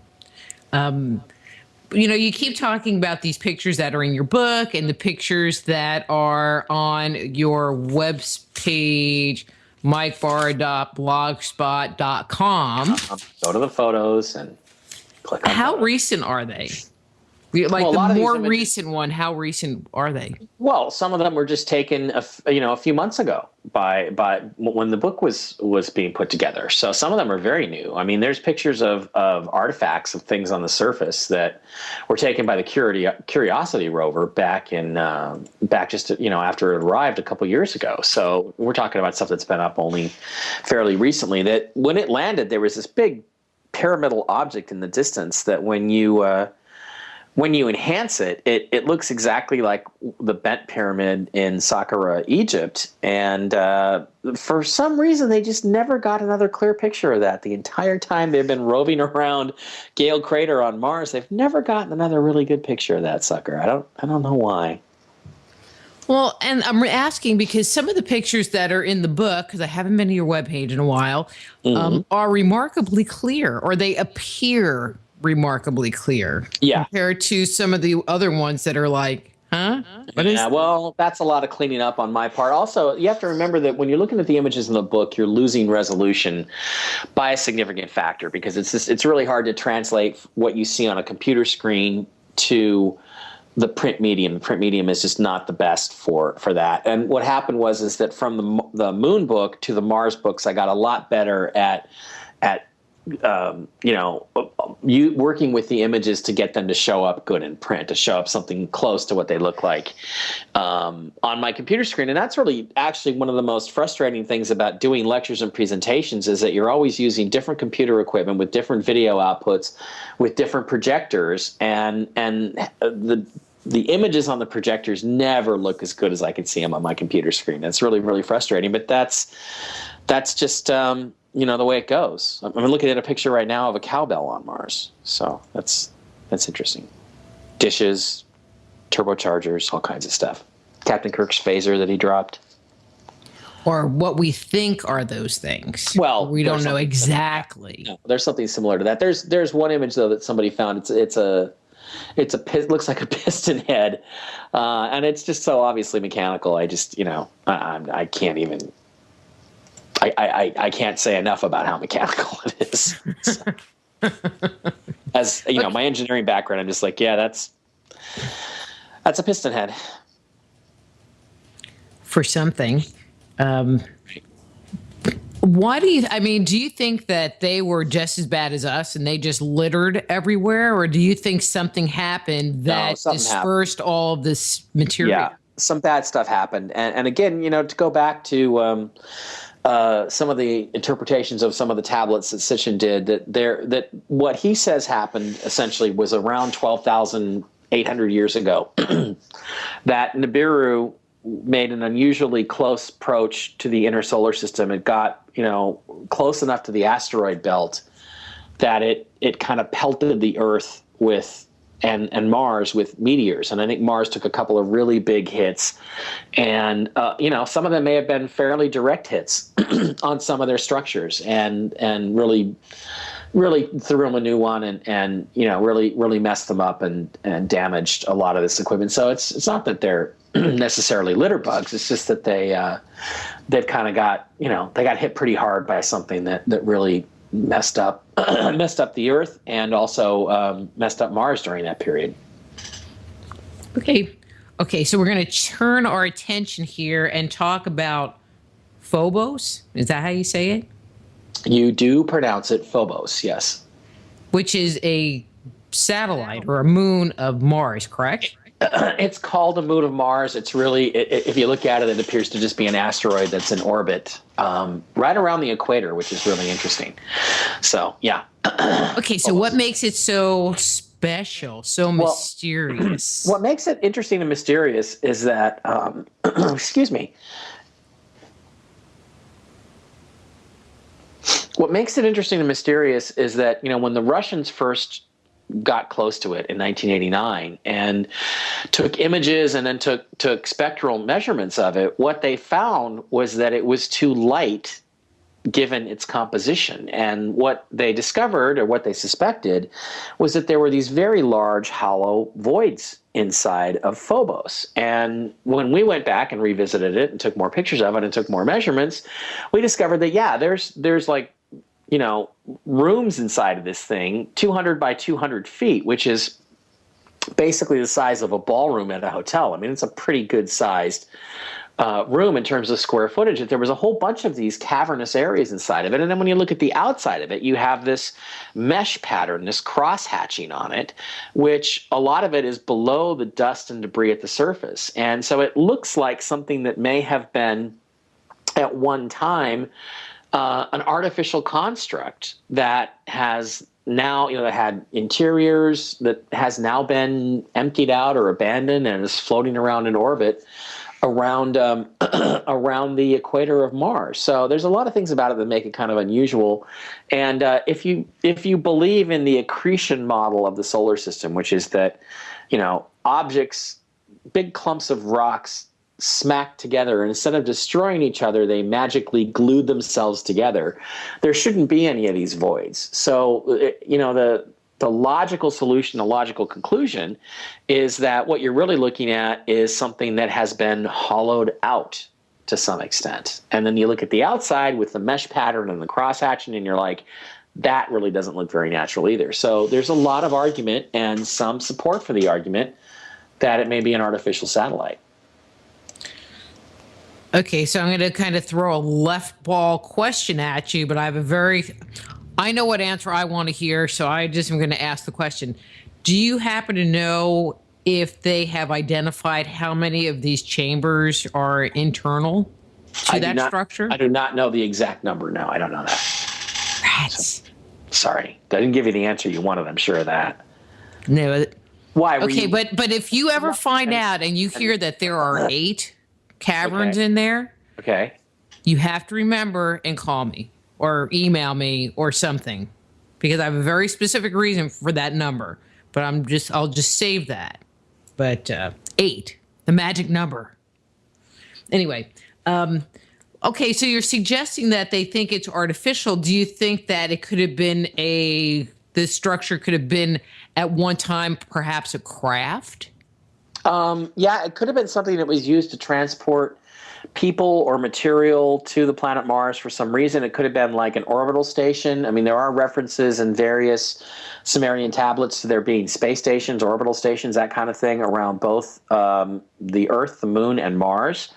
And it could very well be that. But, you know, the question is, again, we won't know until we actually land there and go look. Now, one of the things about Phobos that's really fascinating is the presence of this thing called the monolith on Phobos. And one of the guys who's made a really big deal out of that is Buzz Aldrin, the astronaut, the Apollo 11 astronaut. And back in 2009, he was doing an interview on C-SPAN, and he said, you know, there's a monolith on Phobos. It looks just like the monolith from 2001. And, you know, lo and behold, they turned Mars Reconnaissance Orbiter around when it got close enough to Phobos, and it took a picture of this object that was casting this long shadow on the surface of Phobos, and it looked exactly like the monolith from 2001, except that it's white instead of black. It's a bright color, but it's sticking up out of the surface, just like I mean, you really look at the picture and you expect to see a bunch of apes around it, like, you know, rubbing their fingers along the edges of it or something, because it's really incredible. It has the same proportions. It appears to be about the same height. And there's even a Canadian mission that supposedly is going to be sent to Phobos to land on it and send a rover out to the monolith and take a look at it. And unfortunately, they haven't gotten any final funding for that. So it doesn't appear that it's actually really been funded, or that it's it's going to happen. And until they get money, it's not going to happen. But, you know, it could be the Americans kind of said, you know, you really don't want to do that. We really don't want you landing on Phobos. It's really not a good idea.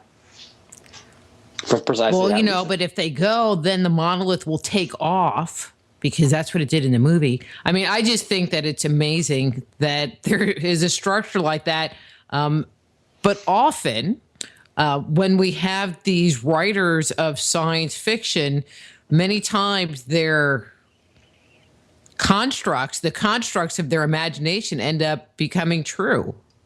Well, yeah, which I find interesting. And then you have to ask yourself, did they know something? Were they told something? Did they put something in their science fiction story that, in fact, somebody already knew? That's the next question, which brings me to, that's why I'm interested in secret societies and their involvement with NASA at this point.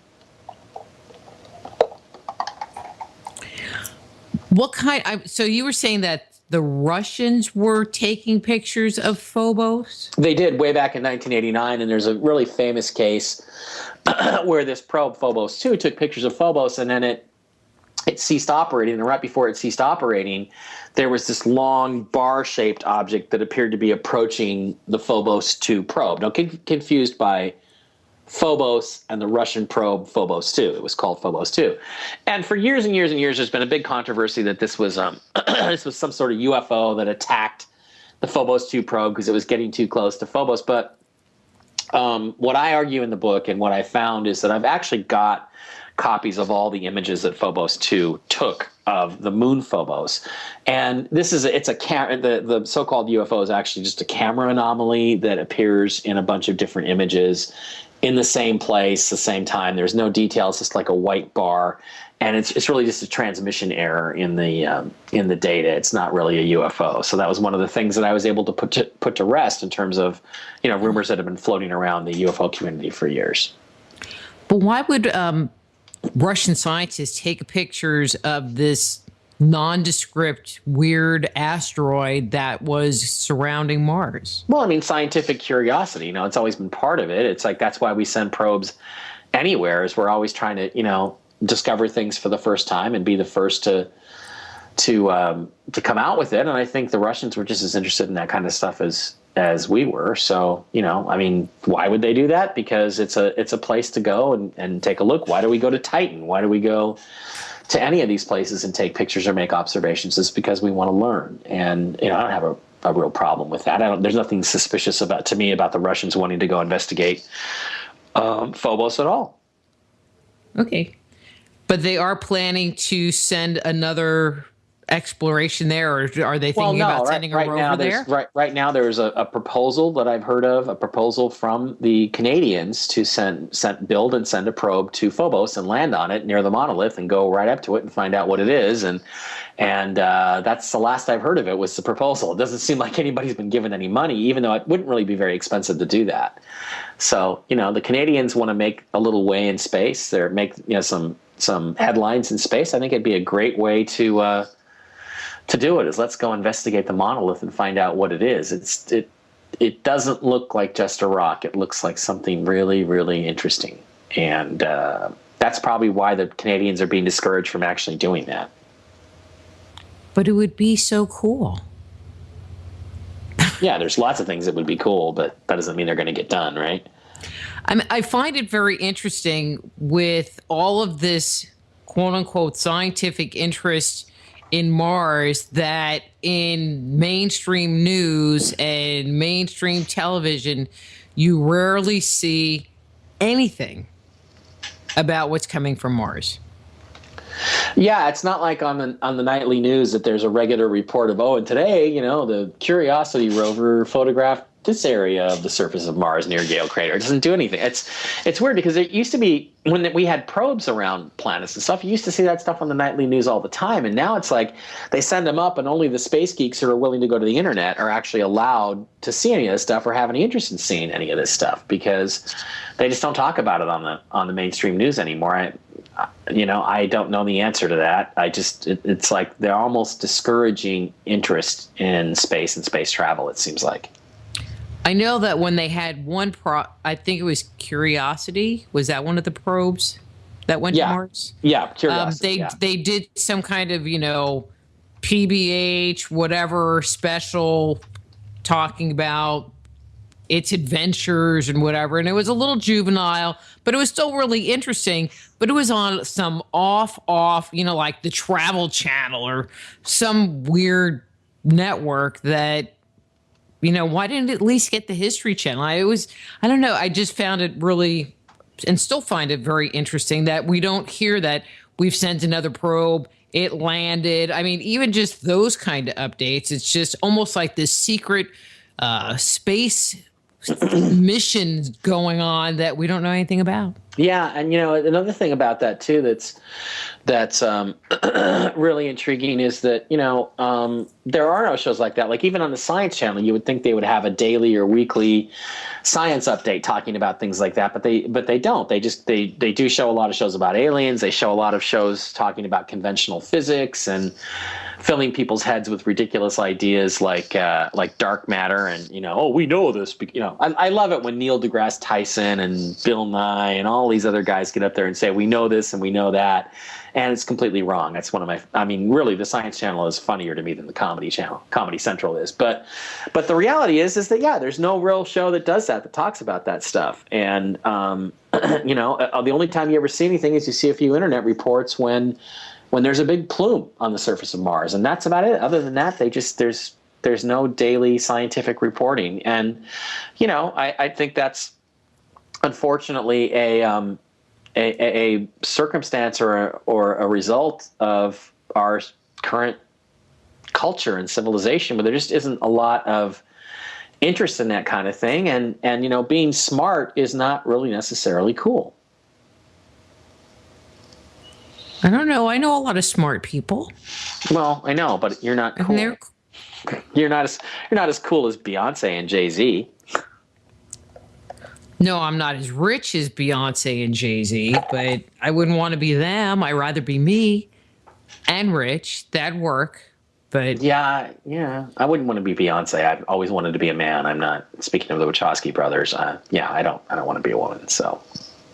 No. Let's not go there. Talking about your dating life now. It's like I'm available, ladies. I mean, this is a hot month for me. I'm very hot right now. So, ladies, if you're listening, go on his website, send him an email, Facebook him. Yeah, I'll be. He's got a week and a half. Not quite. Yeah, I'm going to be moving to LA soon. So if you're in the LA area, ladies, look me up. Oh, God. This is going to be changed into Matchmaker Central. Well, join Dr. Rita on Matchmaker Central. It's a 2-hour show with only one break. There's plenty of time for that. Let's face it. This is more like if this was coast to coast, this would be like a 4-hour interview. Come on. Well, maybe I should go look in the chat room, see if anybody is like jumping on the request. Anybody? Anybody? Oh, Carol. No. Not Carol. Were you married to a Carol? No. I was married to a Judy, but that's the I just was thinking, it is Carol, but it's not Carol. Okay, all right. Okay, moving on. Anything else? What else have you found up there? I mean, we have like 10 minutes left. What else have you discovered up there that we haven't really talked about? Well, I think that the fact that there's life there. One of the things in Ancient Aliens on Mars that I also cover in Ancient Aliens on Mars 2 is the fact that, when the Viking probes landed in 1976 and did soil samples, they had a test called the labeled release experiment, which basically took Martian soil, put it into a little cooker, dropped some nutrients in it, and waited to see if bacteria reacted and consumed the nutrients. And they did. And so the conclusion from that is that there's microbial life on Mars. NASA then immediately said, no, it was just a chemical reaction, and that there were 3 other tests for life, which they also did at that time, and they all came back negative. But we didn't find out until 2006 that in all likelihood, the other 3 tests were not sensitive enough to have detected microbial life. The only one that was sensitive enough was the so-called labeled release experiment created by Dr. Gil Levin, who and the one that was sensitive enough came back and said there's all kinds of microbial life on Mars. And then on Ancient Aliens on Mars 1, I showed pictures of rocks near the Pathfinder landing site that changed color over the seasons. As it was colder in winter, the rocks would get very kind of brown and normal rock looking. And then as things heated up, they would become green. And then they would go back from green to brown as the seasons changed. And what that's an indication of is simple plant life, like lichens, like the moss you might see on a rock here in the United States or here on Earth, waxing and waning as the biosphere heats up and cools down and heats up and cools down. So you've got actual plant life there, much more sophisticated than simple bacteria. You've got visual evidence of that, which I think is really important. And then Robert Morningstar, I put a couple of his pictures that he found from Curiosity, Spirit, and Opportunity that show, rocks that have this fuzzy moss all over them. They're very green when you do the color enhancement, when you correct the color and do the color enhancement. So I think what you've got there is a real clear pattern that there is actual primitive plant life already on the planet Mars. And that's something that's just never talked about and has been, I think, unfortunately, really suppressed over the last 30 or 40 years. Well, and if Mars had an atmosphere and the atmosphere wasn't totally annihilated so that there's some level of atmosphere, I find it interesting that there haven't been any reports or that we know about of some small forms of animal life. I mean, not just bacterial, fungus, mold, whatever, but some small form of life that was able to survive the catastrophe and reproduce on that planet. Well, I don't know about that. There's pictures that show,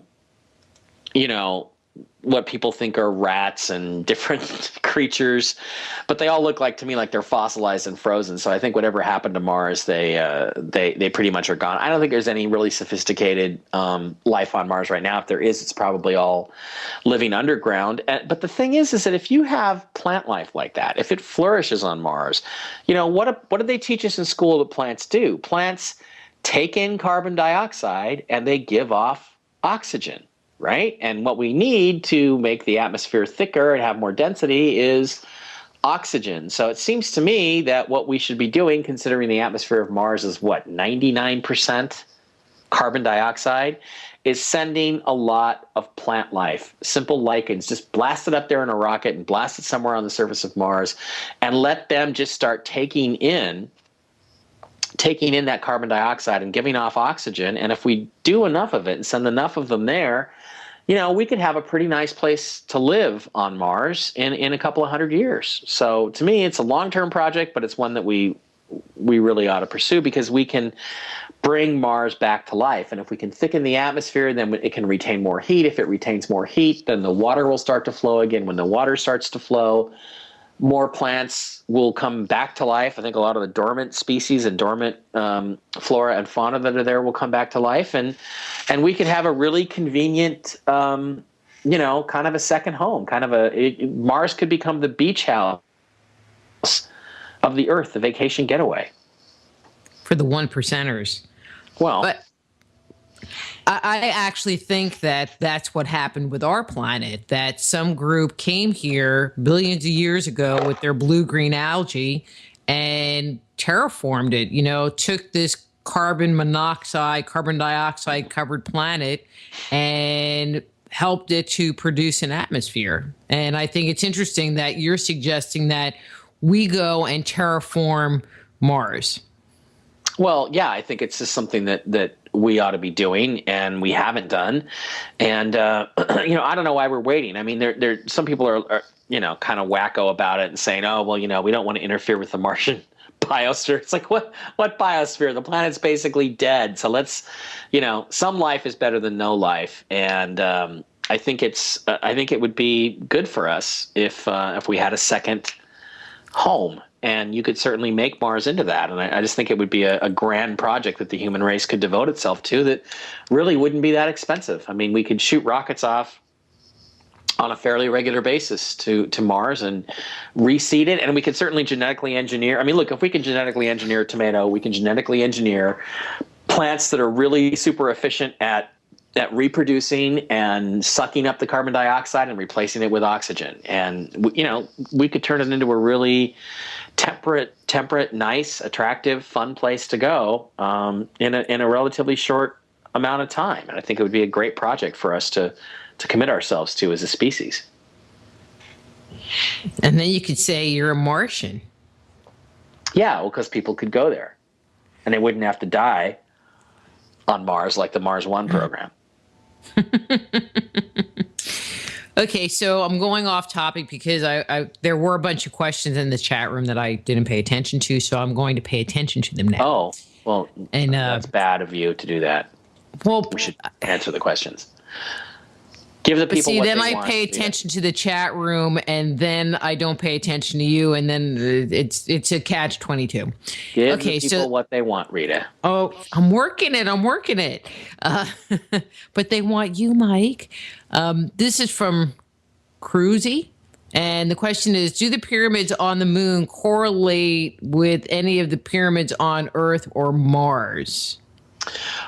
There's one pyramidal object that I'm really aware of on the moon. That's the so-called dataless ziggurat, which is a thing I got into a big argument with a NASA-funded guy a couple years ago. Do they correlate? Yeah, they look like the same architecture. That's the thing. That's why I think whoever was on Mars was probably human or humanoid or related to us in some way, like Sitchin's Anunnaki, because when you look at the architecture, it looks like something human beings would build. I mean, the scale on Mars is vastly different. There's an enormous four-sided pyramid, which is a dead ringer for some of the pyramids in China, and I even do an overlay comparison. The difference is just scale. So it looks to me like human architecture, like they think with the same aesthetic in terms of design and engineering and things that we do. And so I think there is a connection, and the connection is in the details of how these things were constructed. Unfortunately, we're not going to really know all those details until we actually go to some of these places and land and really take a good look at them. Great. There has been a lot of talk about private industry sending people into space, into orbit, possibly to the moon, possibly to Mars. How do you think that's going? And do you think that it's going to be more activity coming out of the public sector, breaking through these doors into space versus the government? I think it's going okay, and no, is the answer. We are developing some commercial space interests. It's not going all that well. I mean, Richard Branson lost a couple pilots, or at least one, a few months ago. SpaceX has had some stuff blow up in the pad. It's not that easy. It is rocket science after all. It's not that easy to put these objects into orbit. I think it's going to be a long time before the commercial development is sufficient, but I think the commercial concerns are what's going to drive the future. We're just making really, really poor progress at privatizing this stuff, which is where the progress can really be made. I mean, but that's an even bigger question, which is really bizarre, because if you look at the acceleration of transportation technology, what you see is a curve that basically is like a straight upward curve. It starts out with human being walking, then you have beasts of burden, riding a horse. You go from 22 miles an hour to like 24, 25, 30. You have the steam trains that can go 40, 50, 60 miles an hour, the automobile, the airplane, which can go 400 miles an hour, then the supersonic jet airplanes that can go a little over Mach 1, Mach 2, Mach 3, Mach 4. Then you have rockets. When we developed rockets in 1960, since we developed the rocket, we haven't developed any technology that can go any faster than the chemical rocket. So the curve goes straight up from about 1800 to about 1960, and then it just goes to a straight flat line. Now, do you actually believe that there's been no breakthroughs in transportation technology since the 1950s? I don't. I think that there is much more advanced technology, that we can travel much faster than we are right now with chemical rockets, and that this has all been taken dark by the government. So the government is going to support space exploration as long as it remains in its current primitive state, where it has been stuck now for 55 years. And on that note, so I'm Mike, pessimistic. we need to say goodbye. Okay. I'm sure the music is rolling, but thank you for coming on. I look forward to your new book, Yes. Secret Societies. Ancient Aliens and Secret Societies. We'll be talking about that the next time I'm on. Okay. Sounds perfect to me. All right. Thank you And for so having your me. book, Amazon, local bookstore, everywhere that they... Yeah, local bookstore. I was just in a Barnes & Noble here in the Seattle area on Saturday that had a copy of Ancient Aliens on Mars too. So run out there to the Federal Way store and pick it up because it's just sitting there waiting for you. Mike signed it while he was in the store. I did. I signed a bunch. Every time I find a book in a store, I sign it. So cool. Yeah, they're available that way through Amazon.com. Also available on Kindle. There's no audio version yet because we can't really find a voice actor to do it, and I don't want to do it. So, that's where we're at. But things are, They're they're telling me I available gotta all go. over. Okay. They're telling me I gotta go. Okay, thanks, Mike. Talk to you later. Thanks, Rita. All right, that's Mike Bara. His book is Ancient Aliens on Mars 2. His webpage is mikebara.blogspot.com. And until next time, I'm Dr. Rita Louise. This is Just Energy Radio. Be blessed. Join host Dr. Rita Louise each week at this time for Just Energy Radio.